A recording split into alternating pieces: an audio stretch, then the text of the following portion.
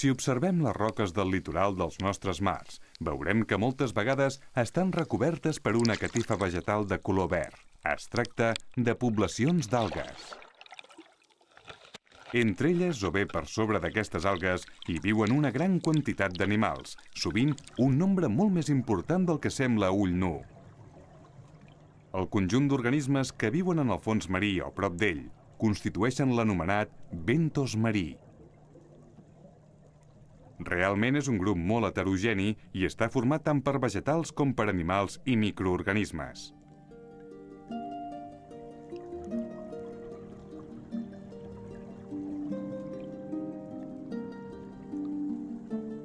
Les espècies bentòniques que hi ha a cada indret depenen de la naturalesa del substrat i de les característiques ambientals.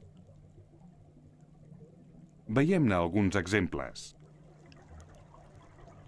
A prop de la superfície, l'abundància de llum solar afavoreix el predomini de comunitats vegetals. És per això que a sobre de les roques del litoral hi ha tantes algues.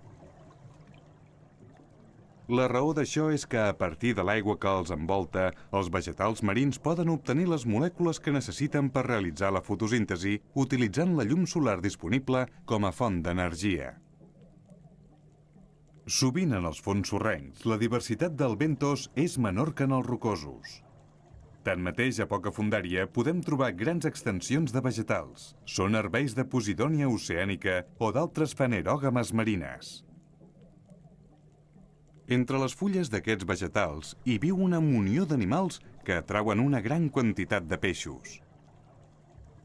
En altres indrets, la superfície dels fons sorrencs poden tenir l'aparença de deserts, però no ho són, ja que sobre el substrat pot haver-hi una bona quantitat d'organismes, encara que sovint tenen poca diversitat.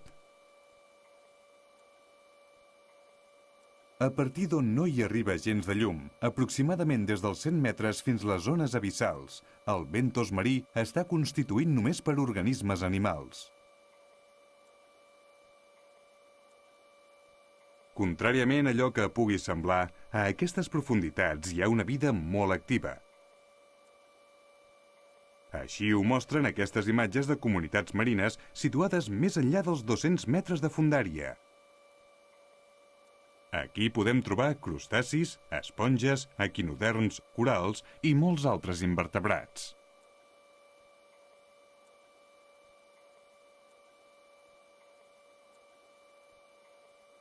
També podem trobar-hi peixos. Uns viuen aquí permanentment i altres s'hi apropen per capturar alguna presa.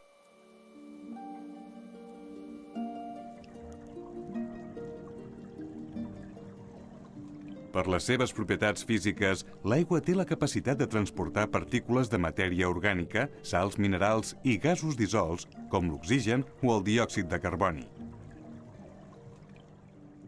Aquest fet ha permès que en el medi aquàtic hi puguin viure molts invertebrats immòbils. Sovint són animals que després d'un curt període de vida lliure es fixen al fons per sempre.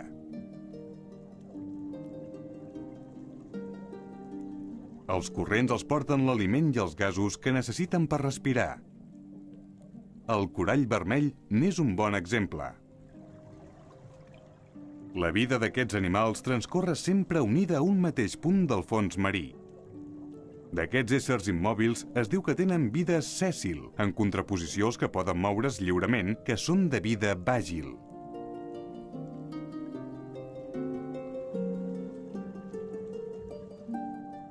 Les estrelles de mar són uns dels invertebrats més coneguts de la fauna vàgil dels nostres mars. Encara que els seus moviments són lents, tenen molta agilitat. Altres organismes, com aquests mol·luscs nudibranquis, s'enfilen per un hidrozou per menjar-se els seus pòlips. A prop d'allà, un petit cranc ermità va arrossegant la closca de cargol que fa servir de vivenda. És una càrrega molt feixuga, però li permet protegir-se en situacions de perill. Als fons tous, siguin de sorra o de fang, també podem veure molts organismes vàgils que es desplacen d'un lloc a un altre. Com que és un indret sense algues ni pedres on amagar-se, els animals que viuen aquí han desenvolupat diversos mecanismes de defensa. Aquest cargol es mou lentament, però sap que pot amagar-se dins la closca en cas de perill, i la sípia està tranquil·la perquè sap que en qualsevol moment pot dissimular la seva presència cobrint el seu cos amb sorra.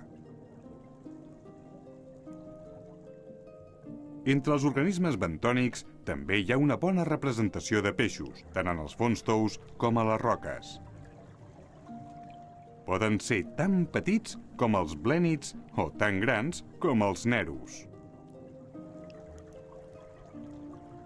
Els peixos bentònics tenen una gran diversitat de formes, colors i comportaments gràcies a la gran varietat de microhàbitats que hi ha als fons marins.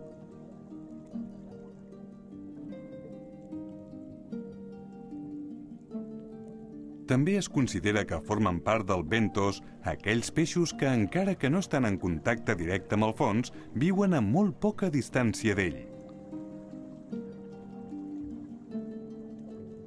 Entre els organismes bentònics que viuen a la sorra, hi ha espècies que penetren dins el fons per passar desapercebudes als ulls dels seus depredadors i de les seves preses. És a dir, s'enterren o excaven forats per amagar-se. En els fons tous és fàcil enterrar-se. Aquí es pot veure com un cranc rei remou la sorra i en pocs segons s'hi amaga. Només deixa fora els ulls que li permeten veure allò que hi ha al seu voltant.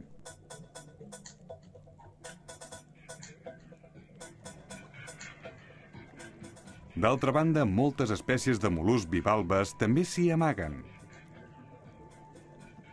Aquests animals només deixen a l'exterior els sifons, que són la via d'entrada i de sortida de l'aigua que fan circular pel seu cos. Dins la sorra, la vida és molt més intensa del que pot semblar a primera vista. Encara que sembli impossible, hi ha unes poques espècies que viuen dins les roques. Un exemple són aquests dàtils de mar que dissolen la roca amb secrecions àcides i excaven galeries. Tal com es pot veure, entre els organismes que formen part del bentos marí, hi ha una bona representació de molts tipus d'algues i d'animals, tant invertebrats com peixos.